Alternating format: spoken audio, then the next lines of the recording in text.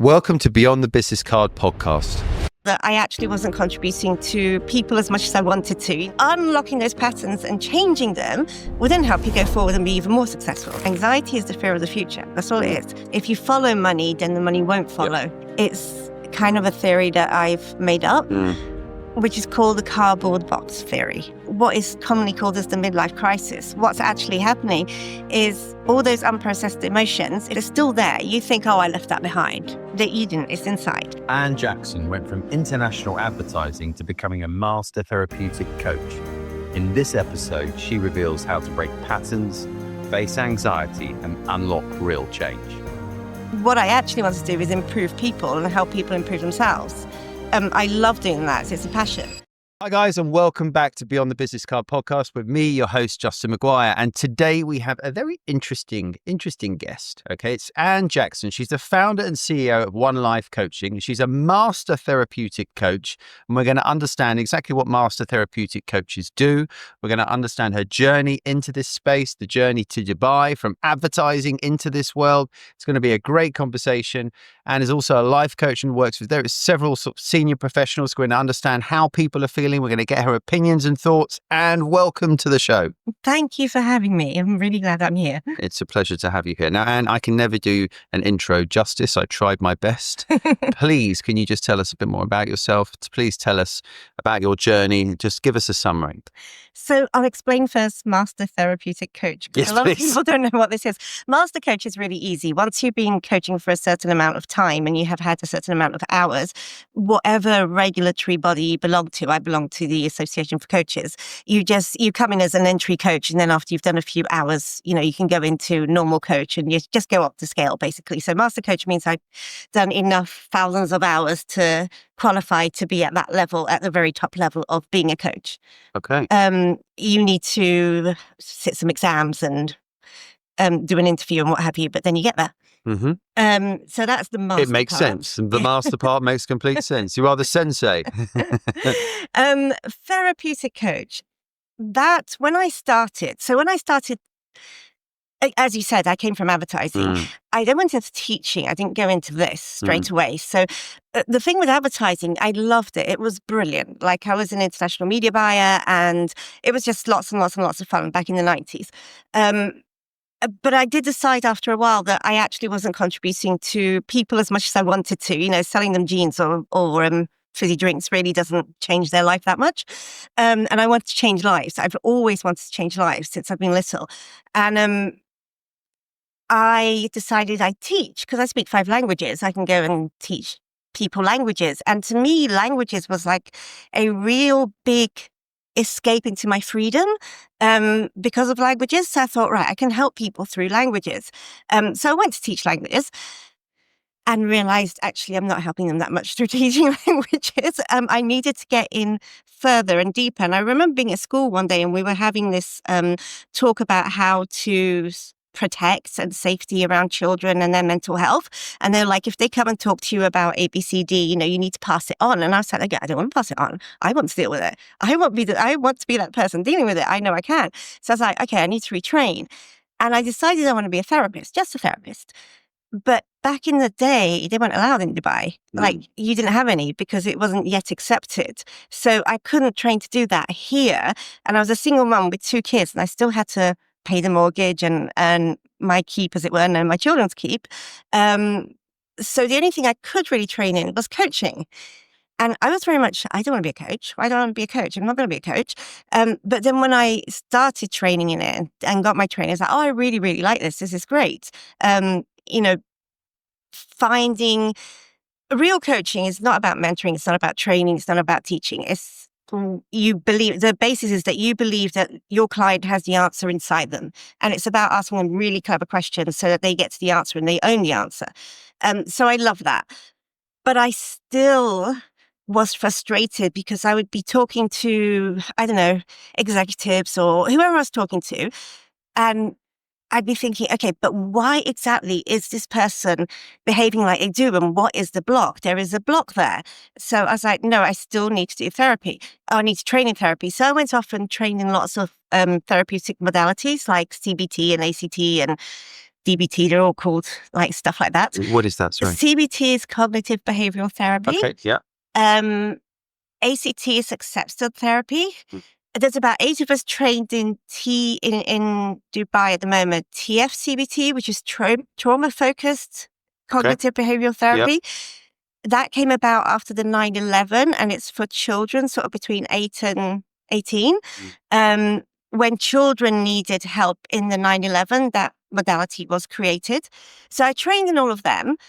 And then I thought, okay, like this makes sense. The two of them make sense because coaching is all about seeing where are you now, where do you want to get to, and how are we going to get you there. So it's all forward looking.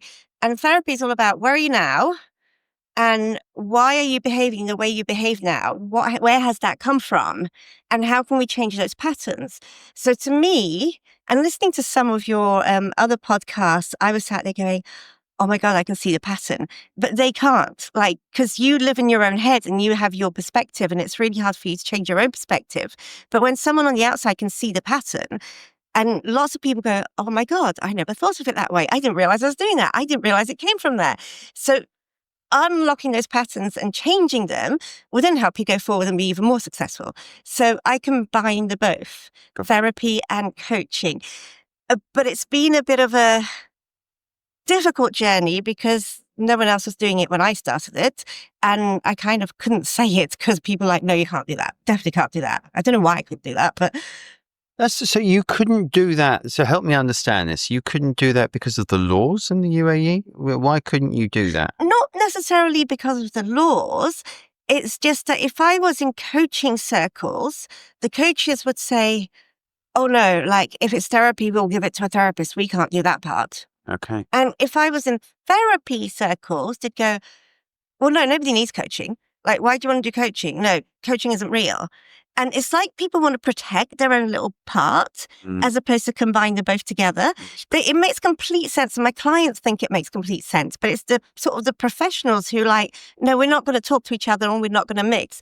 And even though now in psychology degrees, they actually have coaching models in psychology degrees. So people like that see that it makes sense.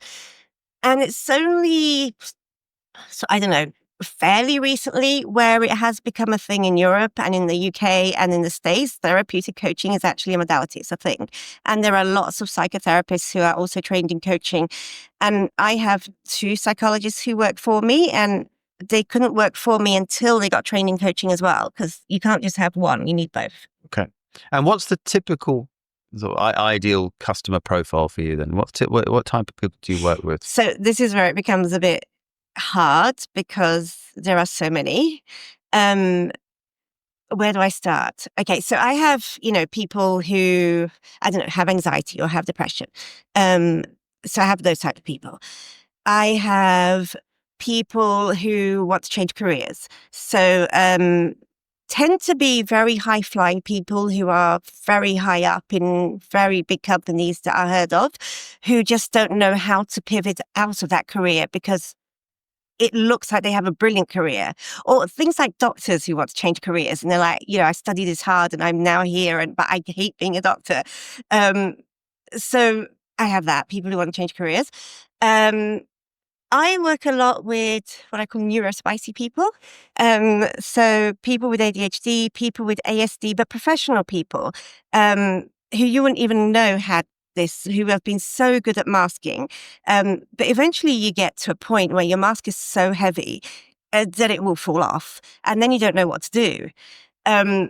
So I like working with neurodivergent people. I like working with teenagers who have just figured out they're neurodivergent. But also, people find out that they are in their 40s. Or sometimes they come to see me because they're having a problem and I'm sat there going, I think you are.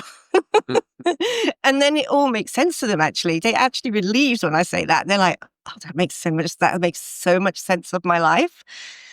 My son is autistic and he has ADHD. You would never know it because one, he wasn't taught to mask. He always says, my mum made sure I didn't ever mask. He is himself.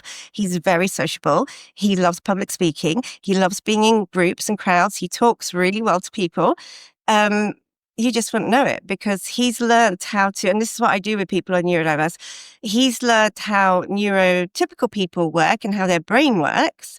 And he's learned how his brain works.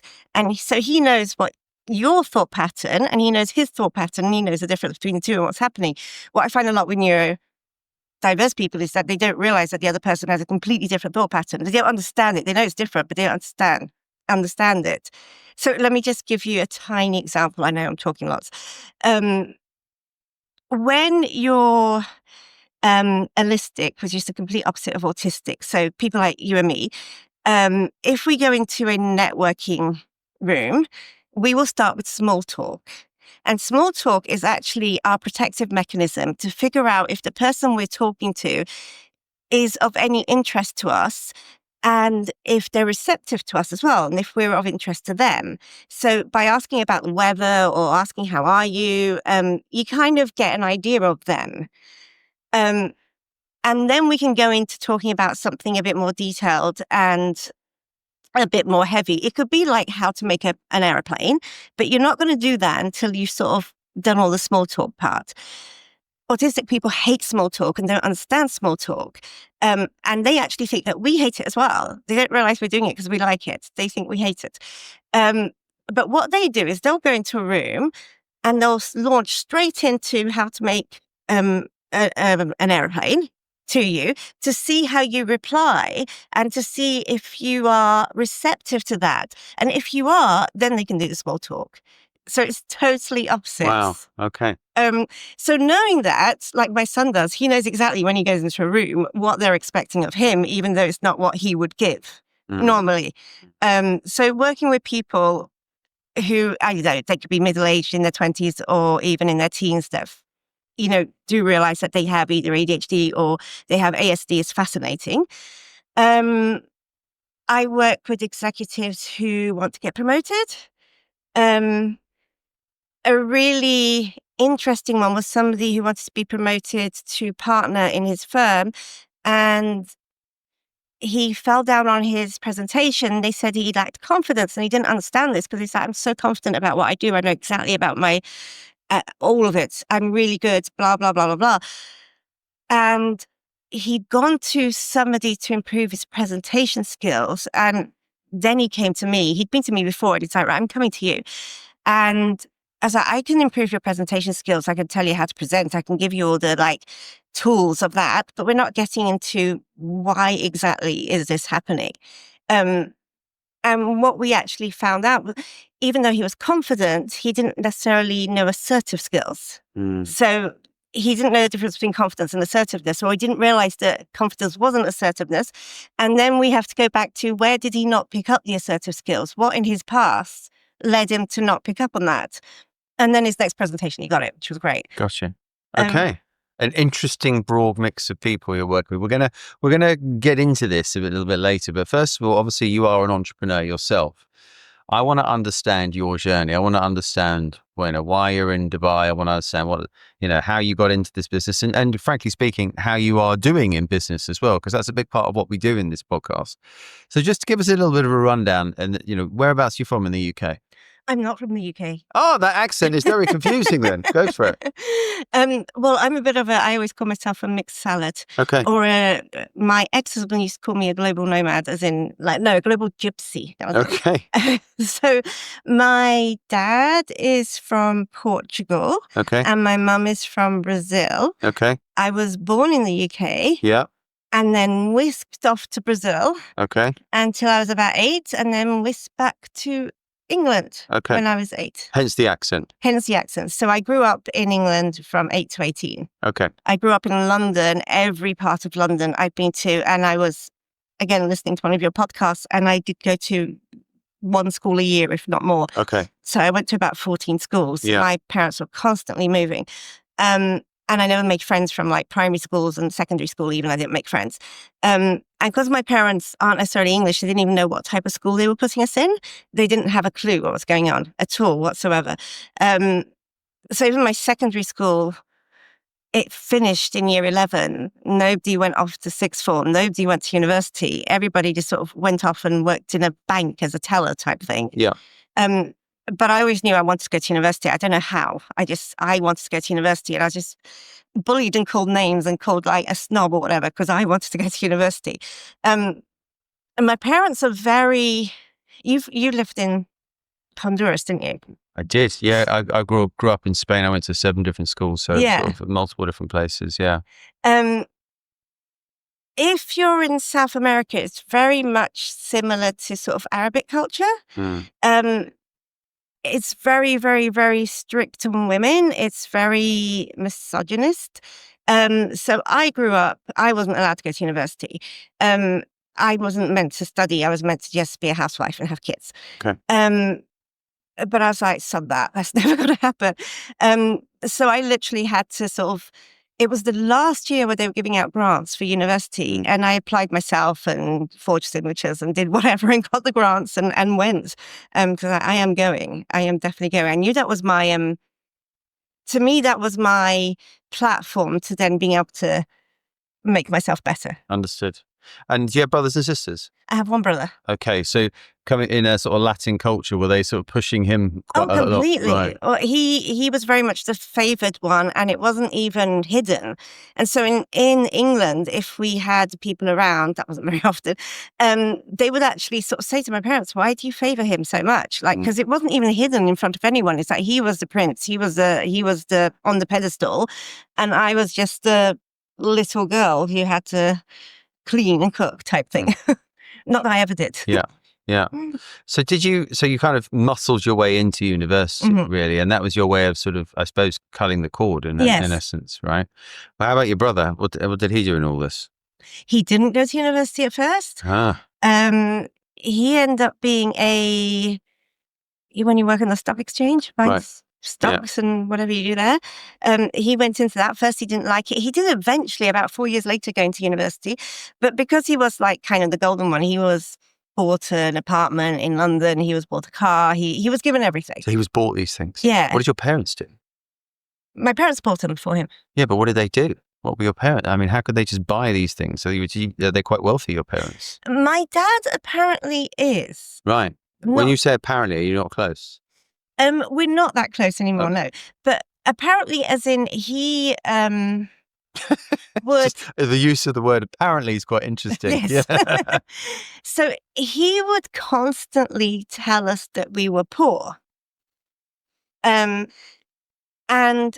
we would move house every year and a half. And every time we moved house, we would buy completely new stuff, new furniture, new kitchen stuff. We would always go back to Portugal every summer when we were in England, or go back to Brazil. He had property everywhere, but he would tell us he's poor. Okay. So when you're a child, you're going to believe whatever your parents say. So I grew up thinking I was poor, and thinking that poor people move house every year and like buy new furniture, which they don't. Which kind of messed up my relationship with money, which I have worked on now. So I'm good with that now. But it did mess up my relationship with money, because 1 minute we would be rich, 1 minute we would be poor, 1 minute we would be rich, 1 minute we would be poor. Was it an obvious favoritism then when you grew up? Yeah, that's what I was saying. It was obvious to everybody, not just me. Yeah. And was there a resentment towards your brother as a result of that? No, because he had a lot of pressure being the son. He had loads and loads and loads of pressure. So he had to have perfect grades, which he never did. He had to be the perfect boy, as it were. So I didn't want to be the perfect child. So I actually felt sorry for him, because he had so much pressure on him. And it was still in the days where, sort of punishment wasn't particularly great. So he would be punished for whatever it was that he was doing wrong. He could never do any right, even though he was absolutely wonderful and put on a pedestal. So I think that's really weird to grow up with. Like, you are an amazing person on a pedestal, but constantly being told you're not good enough. How about your grades? So my grades were non-existent when I was in junior school, because I kept being moved around. When we went to secondary school, the headmaster actually brought my parents in and said, if you take these children out of this school again, I will call social services. And I remember sitting there and go, please call them, please call them, please do. And I actually always thought I was totally dumb. And I'd been told I was dumb as well by my parents, constantly told me I was dumb. So that's what I thought. And it was only a history teacher right at the beginning of year 7 when they were putting us into sets. So we were streamed then. And so there was and there was A1, which was the top of the top where you had to be great at everything. And he was like, where do you think you're going to be? And I'm like, well, my brother's in B1 and he's amazingly intelligent. So I must be in C. And this teacher was like, don't be ridiculous. I was like, what do you mean? And he's like, you're in A1. And I'm like, what? And then I had imposter syndrome, I think, for at least 3 years. Didn't know it was imposter syndrome at the time. Didn't know it was called that. But I did. I was like, they're going to figure out that I shouldn't be here. But so my grades were always brilliant, as it were. Yeah. But I didn't realize why or how. Yeah. Was that recognized by your parents? No, not at all. Never acknowledged? No, my father actually wanted to go into the school and challenge them on why is their son in a lower set than their daughter. Wow. He didn't, thank God. Yeah. Okay. He was upset. I mean, I'm going to assume this gave you some real grit between your teeth there. And that's why you wanted to go to university and sort of prove yourself. I wanted to be me, I think. And I don't think in this environment I was allowed to be me. So it wasn't about I have to prove myself that I am better than what they say. It's I want to be me. And I didn't quite know who me was, but I wanted to be me. Okay. And so when you went to university, was it far away from your parents? Where did you go? This is really funny.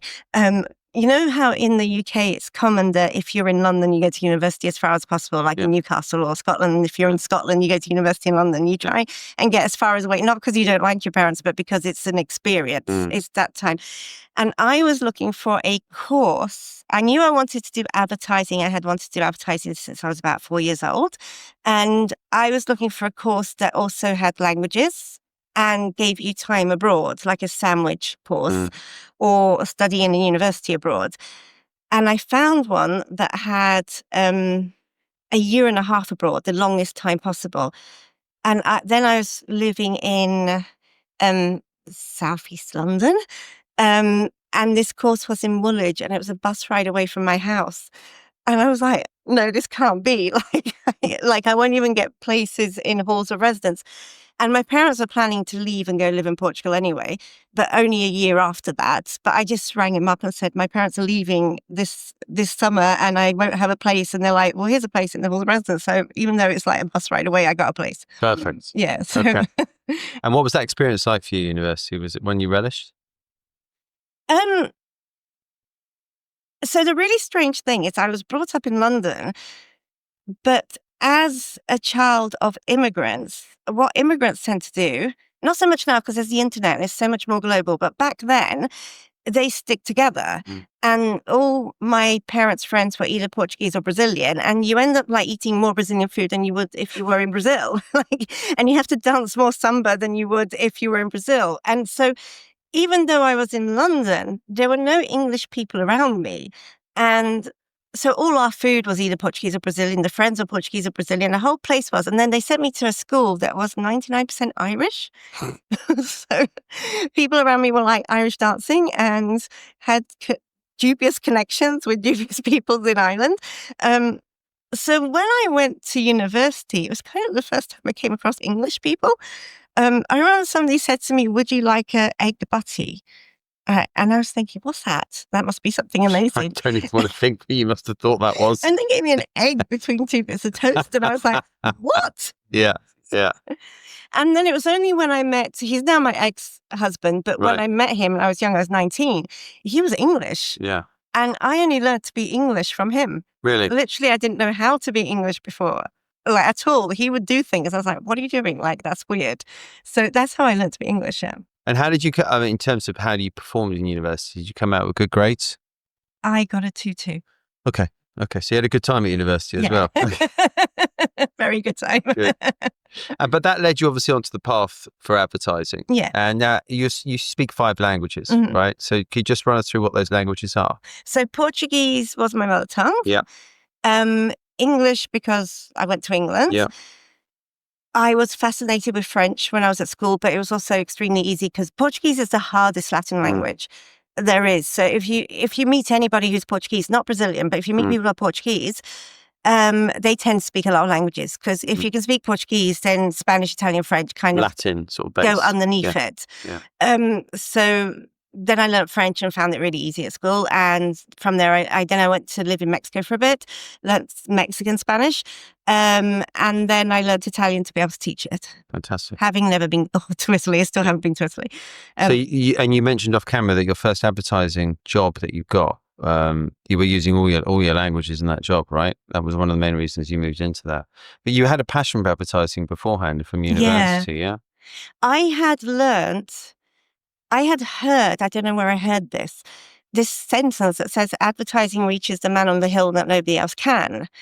And I thought, I want to reach this man on the hill. I don't know why, but I want to be that person who reaches the man on the hill. I didn't realize when I was younger that I didn't particularly want to reach them with, fizzy drinks and jeans and soap powder. But I wanted to reach the man on the hill, and I still want to reach the man on the hill. And it's taken this journey to realize that what I actually want to do is improve people and help people improve themselves. I love doing that. It's a passion. I'm not going to do that through advertising, but it was a brilliant place for me to start, because when I started my business, I had all that sort of background. Yeah. And you moved into teaching as well, you mentioned. Yeah. Right. So just so for the viewers, they've got it clear. University, advertising, teaching, and then international locations for teaching, right? No. Or you stayed so tell us a bit about your teaching journey then. Because you're very well traveled, so I just want to try and join the dots. So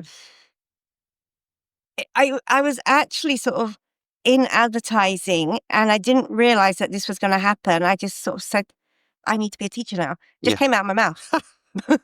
And I never wanted to be a teacher in my life. And at school, people had told me I should be a teacher. And I was like, I'm not being a teacher, definitely not being a teacher. And it just came out of my mouth. I was like, okay, so I need to go back to university to do a PhD, which is a year long normally. But then I found this amazing course where you can do your master's in France in French and in 6 months, and then a PhD in 6 months. Okay. And there's no holidays during the whole year. And I thought, why not? So I went and did that. So I did my master's in France in French with French people, and then I did my PhD in 6 months. My PhD was done in London.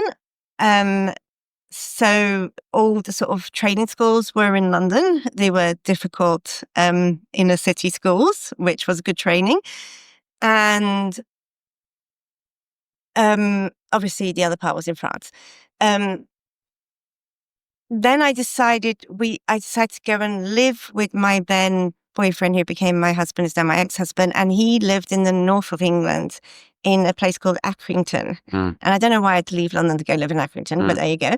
And I got a job in a school in Darwin called Darwin Vale. It's actually been in the news for and it was an extremely difficult school. Okay. And I had been adamant I wanted to go into an easy school, and everybody whilst I was training said, no, you need to go into a difficult school. You're really good at this. And I was like, no, I want to go work in a convent or something, and I want an easy school, but I ended up in a very difficult school. And I only did a year of teaching there before I ended up in Dubai. Okay. And then I became a teacher in Dubai. So UK, France, Accrington. Yeah. And then Dubai. Right. Okay. Wow. And what led you to Dubai? Not what people think. So I was getting married, and our holiday was meant to be in Rio so that my husband could meet the other half of my family. He met the Portuguese people, but not the Brazilian people. And right at the last minute, the tour operator said, Rio's closed down, you can't go. And the only thing we have left is Dubai. And this was in 1999. Well, why was it closed down, sir? Why was I don't know. Oh. I was too busy planning my wedding. It was 2 days before, and I was like, what? Yeah. I don't know if he ran out of packages or if he was a cowboy, who knows? And he was like, we've just got Dubai. And I didn't know anything about Dubai other than it was, in the desert. And I was like, what do I want to go to Dubai for? What?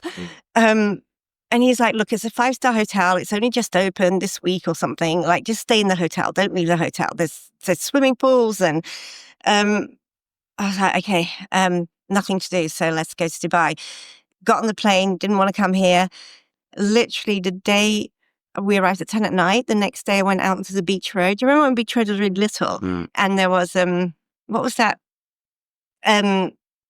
Lots of villas at the bottom. I'm not sure what you mean.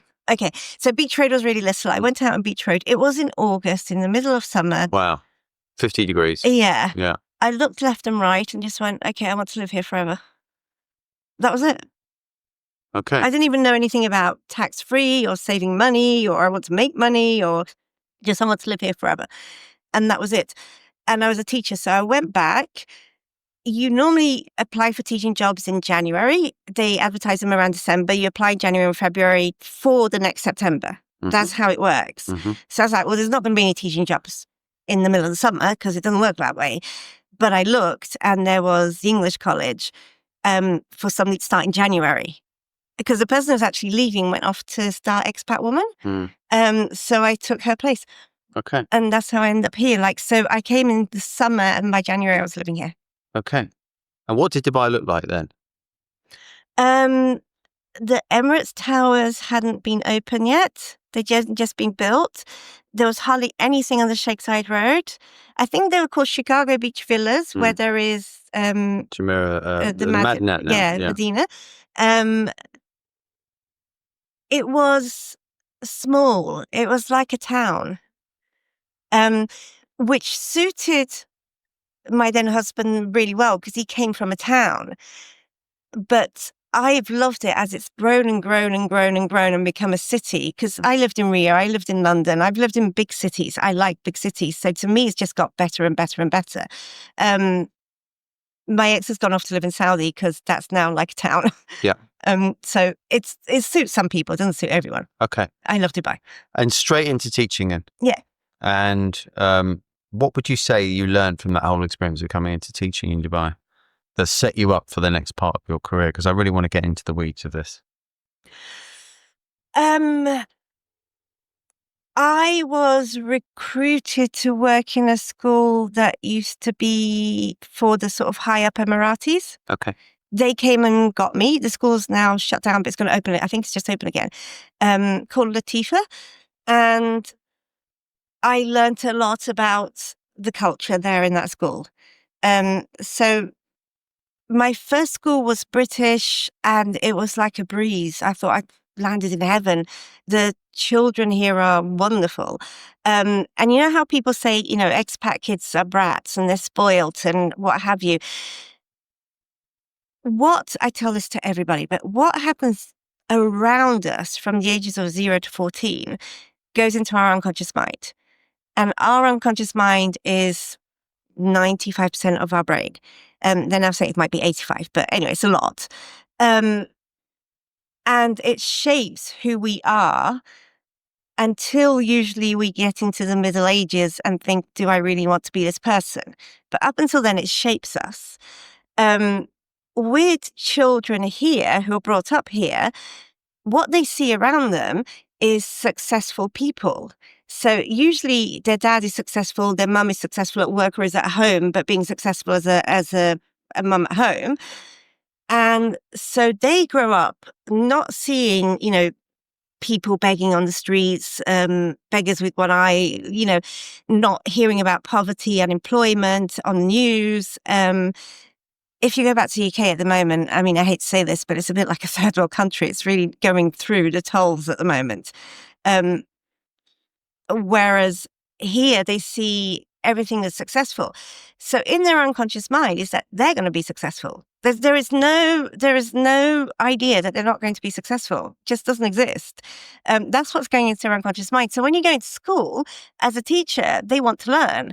Learning isn't seen as square or bad, or even in private schools back in the UK, you can't be seen to be a teacher's pet or to be really wanting to learn. And here they want to learn and they want to put their hands up. And so it was a dream to go into a school where they wanted to learn.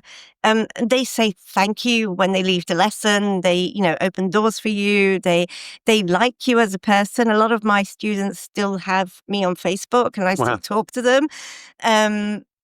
They're now married with kids from a very long time ago.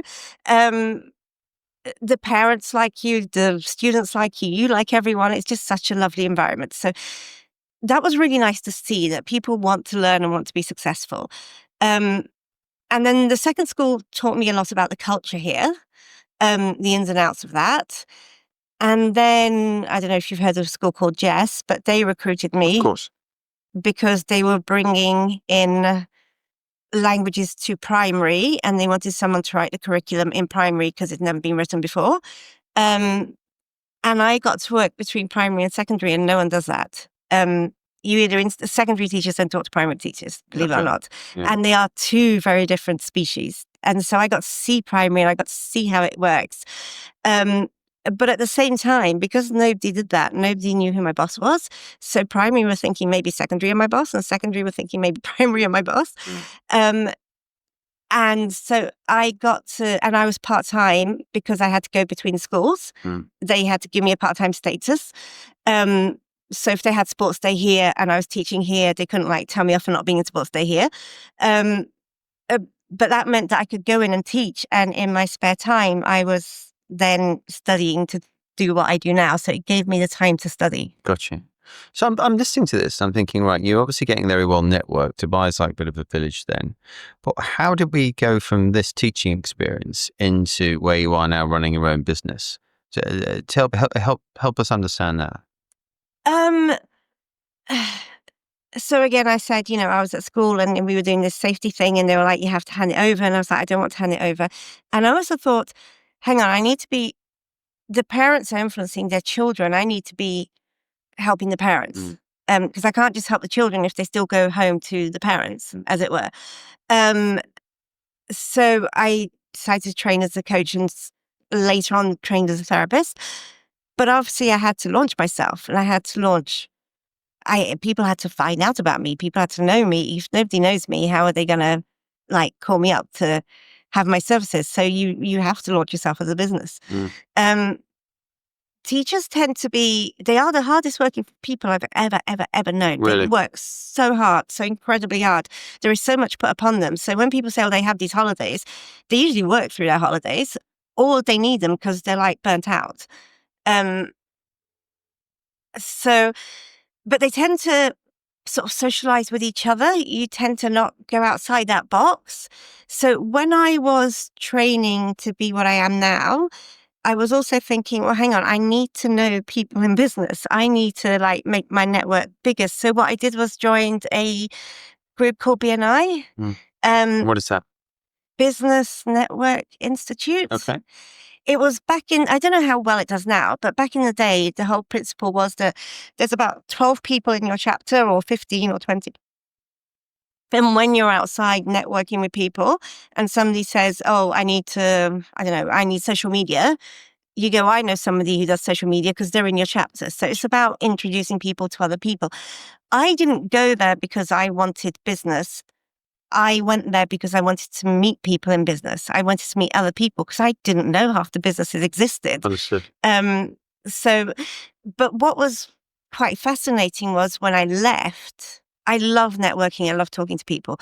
But when I left and when I became less visible, that's when I got more business. Because I don't think people want to come and pour their hearts out to me and be really vulnerable and tell me their innermost secrets and then find me in a networking situation.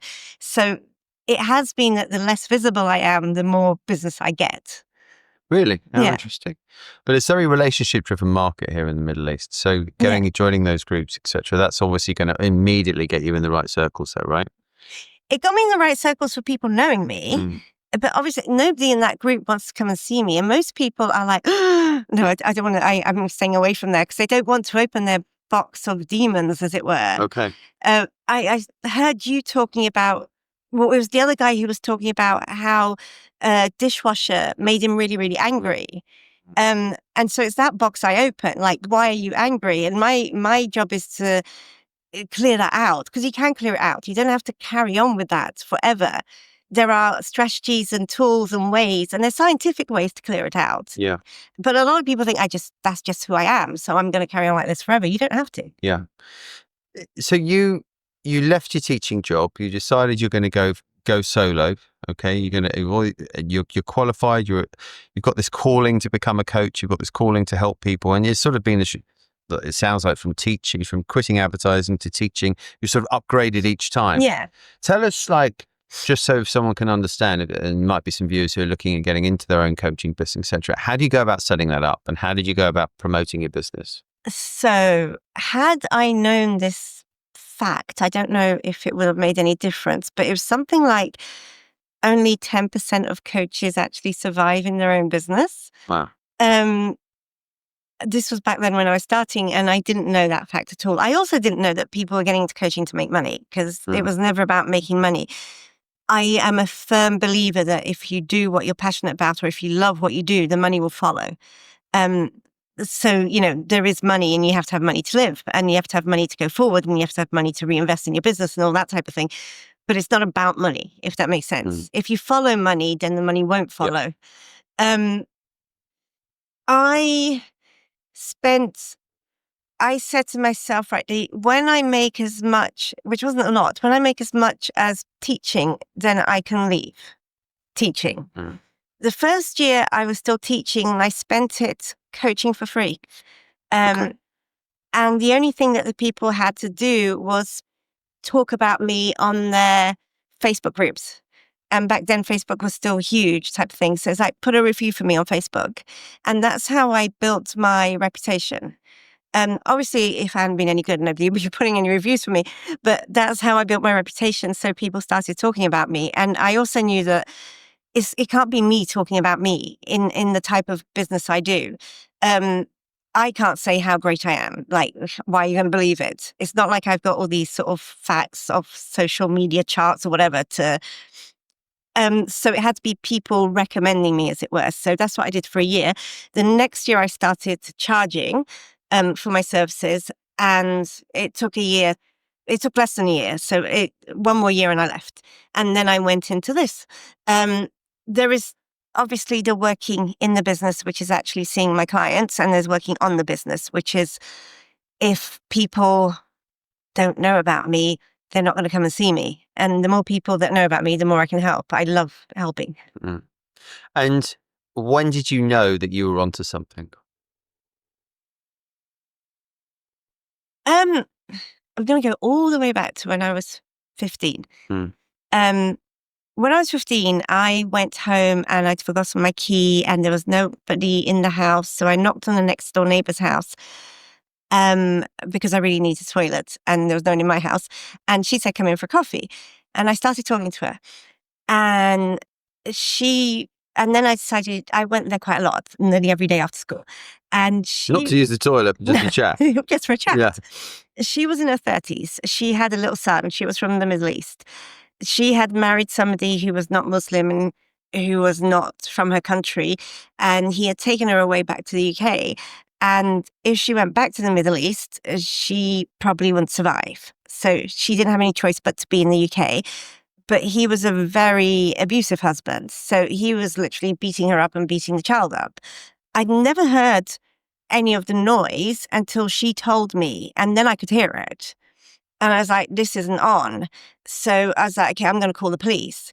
And back in those days, he was a doctor in computers, not in medicine.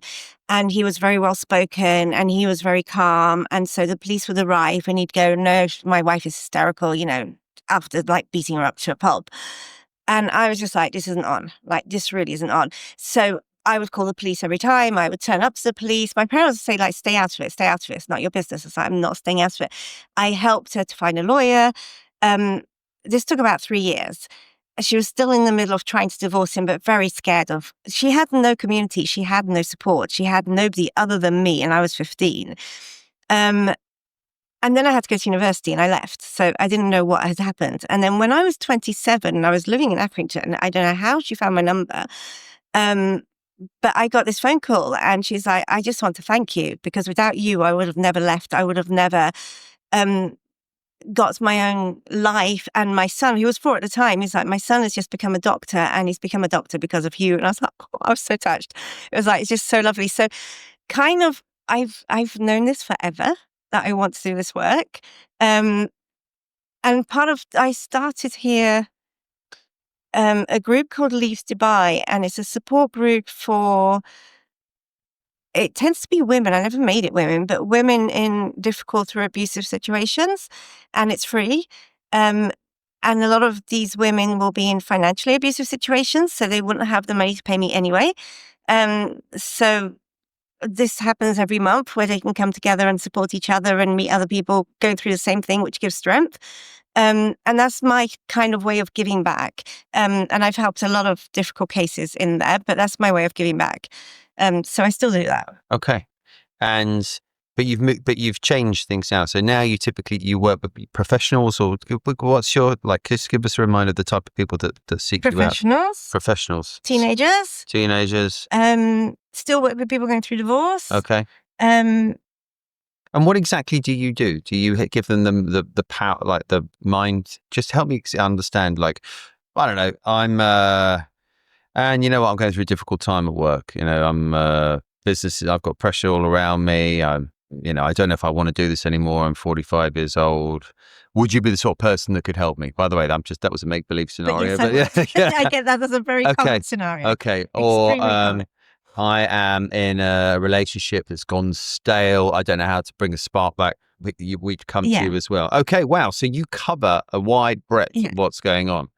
Okay. And so what's your typical customer like in Dubai? How's that changed over the years? Because Dubai's evolved a heck of a lot from that little village that you arrived in, right? It has. So now is it more professionals that seek you out? It's nearly always professionals, or the children are professionals. Really? Interesting. I imagine anxiety is something, you touched on it earlier. I imagine that's something that's Dubai has this real sort of keeping up with the Joneses element to it. I imagine that which I've noticed is a great deal of anxiety that people have here. Is that something that you can help professionals with as well? Really? So anxiety is actually quite simple. Not when you have it, not when you're going through it, but the actual concept behind it. Anxiety is the fear of the future. That's all it is. So we all worry about something like passing a driving test or passing an exam or getting a new job. That's normal worry that gives us normal adrenaline that we need to actually go into that interview or to pass that test. When we start worrying too much, it goes into generalized worry, where you start worrying about everything and anything. When generalized worry gets out of hand, and worry is always the fear of the future, what's going to happen in the exam, or what's going to happen next year, or when generalized worry gets out of hand, it turns into anxiety when you don't even know what you're worrying about anymore. And then when anxiety gets out of hand, it turns into panic attacks. And to get rid of it, it's not something we have to live with. So it used to be that they thought it was neurological and that it was passed down and you have to live with it. It's not something you have to live with. If you get all the way back to where are your fears coming from, and let's change your fears, and let's get rid of the fears, then you get rid of the anxiety. So a lot of people come to me and got rid of their anxiety. Right. But yeah, anxiety is just what's going to happen tomorrow. What's going to happen in a year? What's going to happen? And I find there is a huge amount of professional people who actually are becoming successful because of their fears, because of their anxieties, because they don't want to ever find themselves poor again, or on a park bench, but that only takes you up to around middle ages, where you have your midlife crisis. And I have a whole theory on that, which my clients understand. I'll tell you that in a minute. But then when you get to the middle ages and that's when you're like, well, hang on, I can't live like this anymore. So either you're going to do some type of behavior that distracts you from feeling so terrible, which won't be good. So it can be anything from becoming a workaholic or a perfectionist or a shopaholic or an anything-aholic, which distracts you from feeling how you're feeling, or you're going to want to control everything and everyone around you because you can't control the inside, so you're going to control the outside. So it's not necessarily a good thing to have. It's let's get rid of those fears. It's interesting because obviously you've heard me, I chat to a lot of entrepreneurs in this show. Also, just the nature of the career that I've really sort of, I've made inroads with is running my headhunting consultancy. And I think when you're in that, particularly when I work with a lot of senior executives, you kind of become their sort of psychologist and pal for a while, and you get to understand some of their fears, why they might leave one role and take another.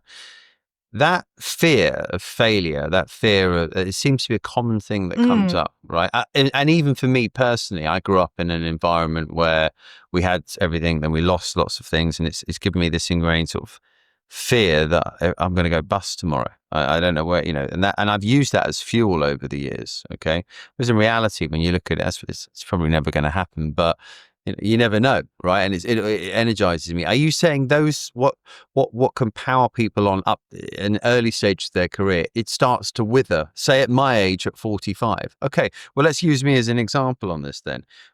I know I've just sold a part of my business. I'm growing a consultancy. I've got my recruitment business, but I'm 45, a dad of 3. I actually quite often feel, do I feel the same? What do I have the same drive and passion that I had before? Right? I think I do, but it's changed, and I'm trying to understand what those motivations are. What do you typically see in professionals like me then? So let me just go backwards a bit and explain to you what I usually tell my clients. It's kind of a theory that I've made up, which is called the cardboard box theory. So between the ages of 0 to 14, we have limited emotions. We have happy, sad, angry, pleasure, surprise, joy, fear. I think that's about it.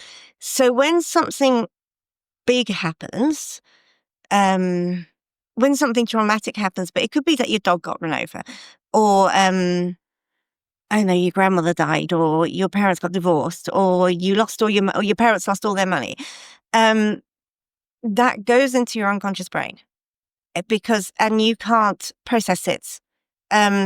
Because you don't have the cognition to process it as a child. It's why do you say, children are really resilient because you can beat them up and they'll be playing football in the streets 5 minutes later. It's just because they can't process those emotions. So what they do is they put it in a cardboard box inside them. So if you imagine, goes into a cardboard box inside you, then from sort of 14 onwards, your emotional neurons start to connect and you begin to see the world differently. 14 is a really crucial age. It's when nothing really should happen to you. You shouldn't change schools. Your parents shouldn't get divorced. You shouldn't change countries because you're in the inside of your brain is changing. And it's like looking at the world on a kaleidoscope. Suddenly what you thought was true is no longer true. Like the whole sort of vision changes. So from 14 onwards, you are able to start to process emotions, but you're not going to because you're too busy being a teenager and you're kind of figuring out, do you fit in? Are you good with your peers? What are you going to be in life? What are you going to do? Are you going to pass your exams? So you're not going to process anything. So anything that happens to you as a teenager, like your first love or you get bullied, or that goes into the cardboard box as well. And then you get to being an adult or sort of 18, 19, 20, as it were. And you're like, sod whatever happened to me. I'm going to make this the best life ever. I am going to be brilliant. And you go into your 20s like, this is going to be brilliant. This is going to be fantastic. And you're completely fueled by this is going to be amazing. Our frontal lobe only stops developing at 25. So we only become an adult emotionally and psychologically at 25. And I think a lot of people will relate to this because there's so many people sort of between the ages of 18 and 25, and they're thinking to themselves, I know I should be an adult, but I don't quite feel like one. I'm sure I remember being like that. I'm sure you remember being like that. I'm adulting, I don't feel like an adult. So that's what you're doing in your 20s. And then you get to your 30s and it's like the rat wheel of the 30s. It gets really, really busy. So suddenly you're an adult. And so you have to invest, you have to have pensions, you have to get a mortgage, you have to buy a house, you have to get married if you haven't got married by then. You have young children, you probably have sleepless nights, and you're trying to climb the ladder of success. It's really, really like this. So you've got no time to look at anything in your cardboard box inside you. And it's just, you're not going to look, are you? And anything else that happened in your 20s went in, and anything that happens in your 30s go in. And then what happens when you're for women, it's 38 on average. It doesn't have to be 38, be 40. And for men, it's about 42.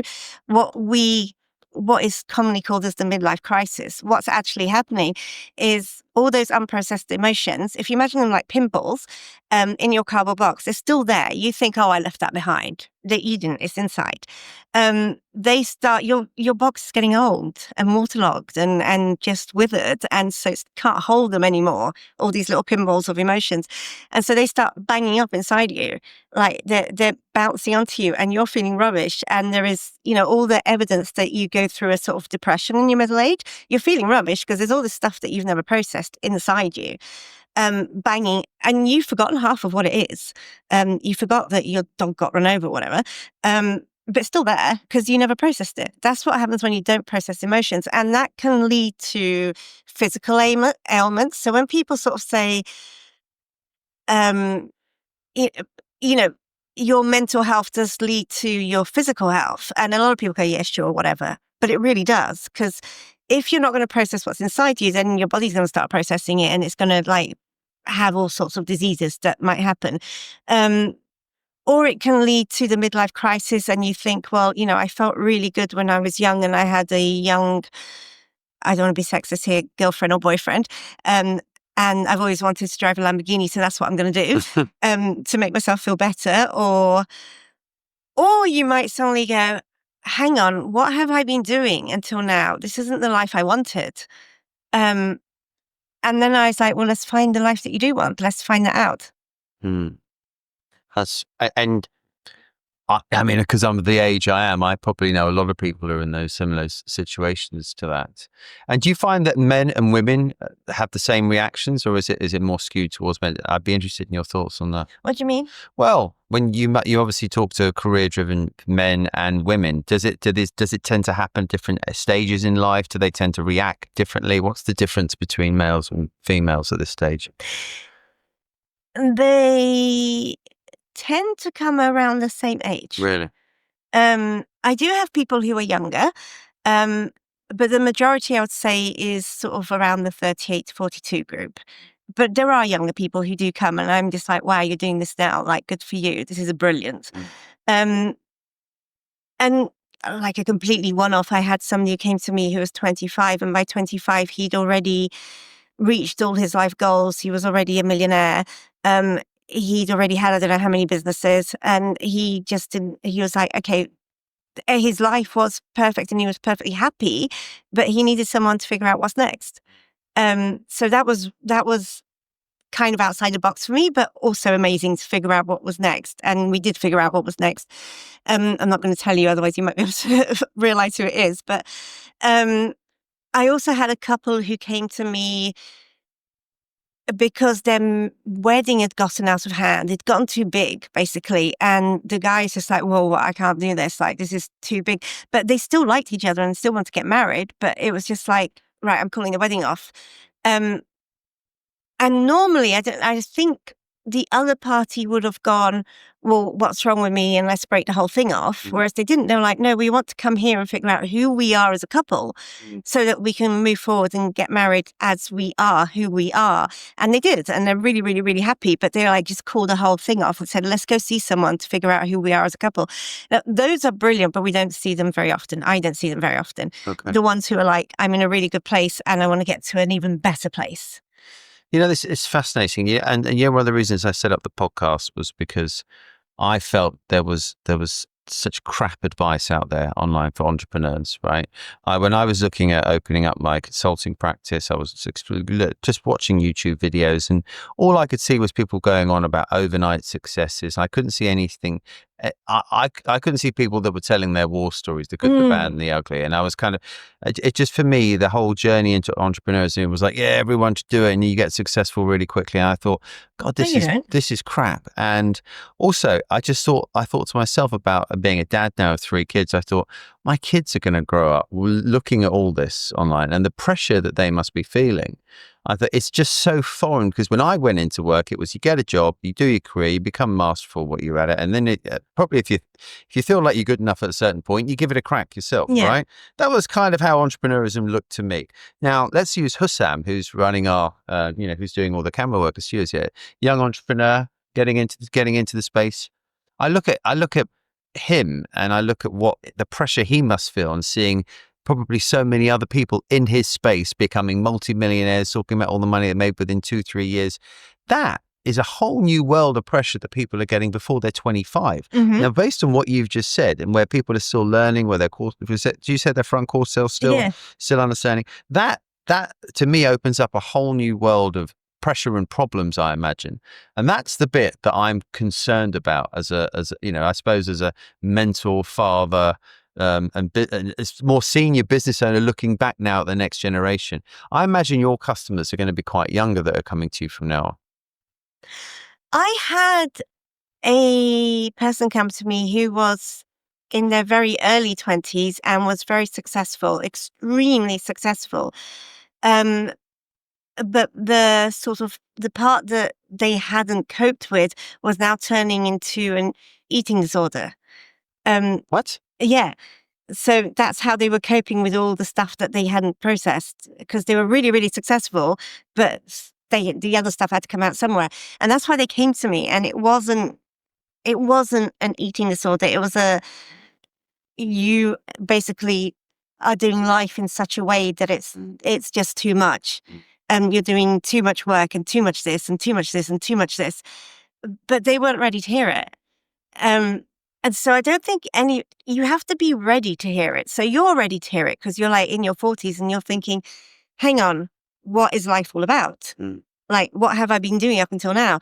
But this person in their 20s I was like, this part isn't necessarily good for you, but they had been told that part is brilliant. They had been praised for this overwork and this over everything. They were being told how brilliant they were for doing it. And there was I going, actually, no, that's going to burn you out and it's not brilliant. And they weren't ready to hear that. They wanted to carry on hearing it's brilliant. So I think when you're young, you're not necessarily ready to hear what wisdom brings, basically. Yeah. Obviously you speak to entrepreneurs, you speak to business people at various different ages, and our show is really about how we can support and help entrepreneurs and share what the founder's journey is. And you're an entrepreneur yourself, but you talk to a founder. So I'm really fascinated in what your opinions are here as we sort of look to wrap. What advice would you give to any aspiring entrepreneurs? I think it's what your show does. Like, look beyond the business card, look beyond success, because I know it's a bit cliche, but that success took a lot of failures to get there. Don't believe that you're going to succeed straight away. Don't believe that it's not easy. It is a lot of hours of work. It is a lot of doing things that you wouldn't necessarily like to do to actually make the whole business work. And be passionate about what you're doing. Like, do it because of passion. If you do it because of money, it's going to fall flat eventually. Do you think on that passion point though, there's a lot of sort of subjects that people who are passionate about that won't necessarily give them a career though? Do you think that's dangerous advice, telling people to follow their passions? What would you be passionate about that won't give you a career? Give me an example. Let's say someone's a musician. Okay. That'll give you a career? It will, but will it pay the bills? Given the amount that succeed and fail in that sector. I'm throwing it back at you because I'm always... Okay, you don't have to be a artist in a pop band. If you absolutely love music, I know advertising needs jingles. But films need songs.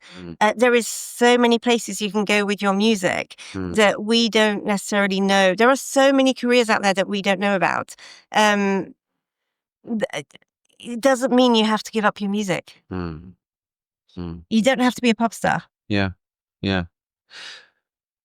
It's just a theory that I've got that sometimes what people's passions might not end up paying the bills, which could open up a whole new can of worms. I think that comes from, I hate to say our era, where when we were growing up, we were told, you have to be a sort of a doctor or a lawyer or an engineer. I've not followed that path either in life. No. I'm looking at AI now, and I'm looking at decimate industries. Yeah. And I'm thinking about, okay, if you're passionate about a subject, but it's a subject that's going to be essentially, that's on the hit list that AI is going to take over. It's a dangerous thing to be passionate about to pursue your career in. I think it's good to have passions, but is that the same route? Figure out how to do your passion with AI. Like, because if AI is going to take over it, then somebody has to write a code for AI to do it. So there are so many different ways to figure out your passion. But what I was sort of saying is that I do get a lot of people who firmly believe that nobody likes their job. You don't like your job. I mean, what do you mean? Sometimes I say to people, do you like what you do? And they look at me as if I'm completely mental for asking that question. They're like, what? Why would you ask that? Like, no one likes what they do. What are you talking about? And you get one life and you spend about 80,000 hours in that life, in your work. Yeah, I get what you're saying, but what I would say also is, did I ever think I was going to be passionate about recruitment? Actually, no, but I got really good at it. And because I got really good at it, I got really passionate about it. And actually, and then it became a very lucrative career for me. So I didn't necessarily follow my passion. I learned a skill, I got really good at it, and then I became passionate about it. And then I also understood that could give me a very nice life on the back of it. And that's the journey. Why did you learn the skill? Pardon? Why did you learn the skill in the first place? What took you there? I'm going to start asking you questions. Yeah, sure. So I felt that like yourself, the communications world I was in, I looked at people who were 10 years, above me, and I didn't really want to be those people. And I knew people that were successful in recruitment. I was understanding, at the time I was 26. I think when you're 26 and single, okay, money, the monetary aspect, you don't think about many other things other than, all right, well, this is my fastest route to earn some money. And I got into it and actually really enjoyed the people element, which I didn't realize I would. So I actually learned there's many elements in recruitment that I really enjoyed that reflected some of the passions and skills that I had. Like I believe I'm a good people person, right? I didn't even think about that. But actually, I got really good at it and made quite a bit of money. And it taught me a lot about business, because I learned about the commission structures. I learned a lot about people. When you in recruitment, you meet different people all the time, right? So all these elements came together, and I thought, wow, actually, I really like this. And I think I could be very passionate about it. Now, that's what led me into opening up a career on it. But I wouldn't say I've fulfilled my passions in the early days was sport, right? I was very good at sport at school, but I never chose sport as a professional career. Was it team sports? Okay.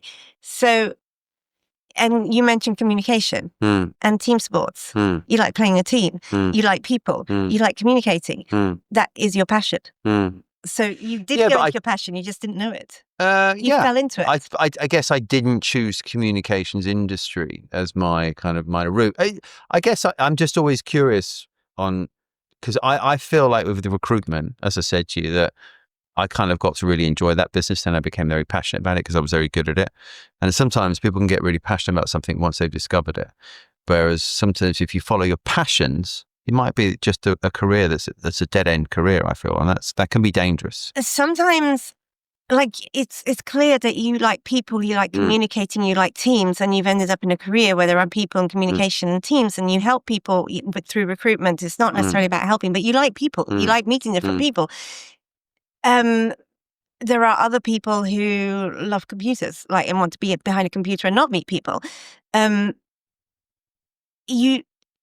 Your actual passion, like yours was sports, it's not about sports, it's about people, it's about communicating. So it's finding something that you actually really love, but you haven't actually named it, as it were.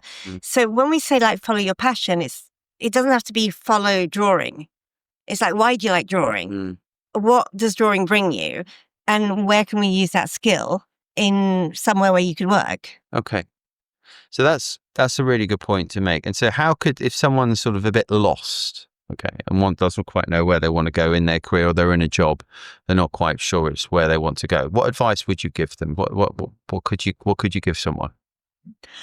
I will normally look at all parts of their life. So I do this exercise where we look at their sort of friends, their social life, their development, where they live, their community, their money status. I look at everything, because sometimes they don't like their job because actually it's over here that they're not liking it, and their job is linked to over here, but it's actually over here we have to sort out. It's not always the job.